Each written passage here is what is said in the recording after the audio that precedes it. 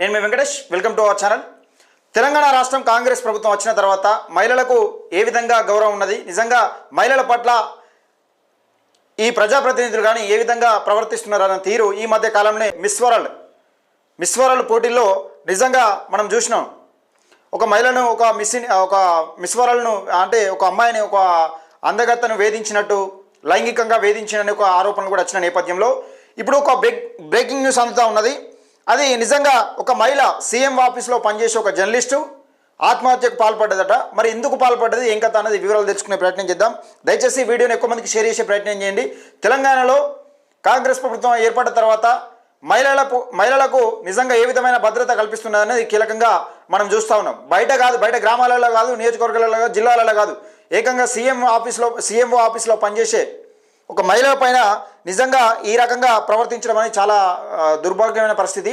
ఒకసారి చూసే ప్రయత్నం చేద్దాం. మిస్ వరల్డ్ పోటీల నేపథ్యంలో మరో మహిళలకు వేధింపులు. తెలంగాణలో సంచలనం సృష్టిస్తున్న ఓ మహిళా జర్నలిస్టు ఆత్మహత్యకు పాల్పడ్డదట, ప్రయత్నించిందట. తెలంగాణ సీఎంఓలో కీలకంగా ఐఏఎస్ అధికారి పేసీలో పనిచేస్తున్న ఓ మహిళా జర్నలిస్టు ఉద్యోగిని ఆత్మహత్యత్నం వేధింపులే కారణమా? విషయం బయటకి పొక్కకుండా దాస్తున్న ప్రభుత్వ పెద్దలు. ఈ విషయం బయటకు వస్తే ఏమవుతుంది? ప్రభుత్వం పరువు పోతుంది.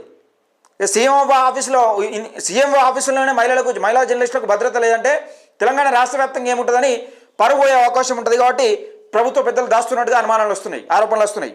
2 ప్రముఖ ఛానల్లో జర్నలిస్టుగా పనిచేసి ఇటీవల మిస్ వరల్డ్ ఈవెంట్ కూడా కవర్ చేసిందట ఓ మహిళా జర్నలిస్టు. ప్రముఖ 2 ఛానళ్లలో పనిచేసిందట. ఈ ఇటీవల మధ్యకాలంలో మిస్ వరల్డ్ పోటీలు కూడా కవర్ చేసిందట జర్నలిస్టు.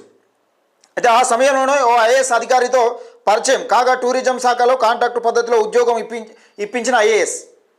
టూరిజం శాఖలో కాంట్రాక్టు పద్ధతిలో ఉద్యోగం ఇప్పించిందట ఆ ఐఏఎస్ అధికారి ఆ జర్నలిస్టుకు. ఉన్నట్లుండి ఆమె శుక్రవారం ఆత్మహత్యాయత్నానికి పాల్పడగా ఈ విషయం బయటకు పొక్కకుండా జాగ్రత్తలు తీసుకున్నారు. ప్రస్తుతానికి ఆమె ఆరోగ్య పరిస్థితి నిలకడగా ఉందని సమాచారం. అంటే చూడుర్రి, మహిళలకు మరి ఉద్యోగం ఎందుకు పెట్టించిరు, ఆమె ఆత్మహత్యాయత్నానికి పాల్పడడానికి కారణం ఏంది, ఈ వివరాలన్నీ బయటకు రావాల్సింది.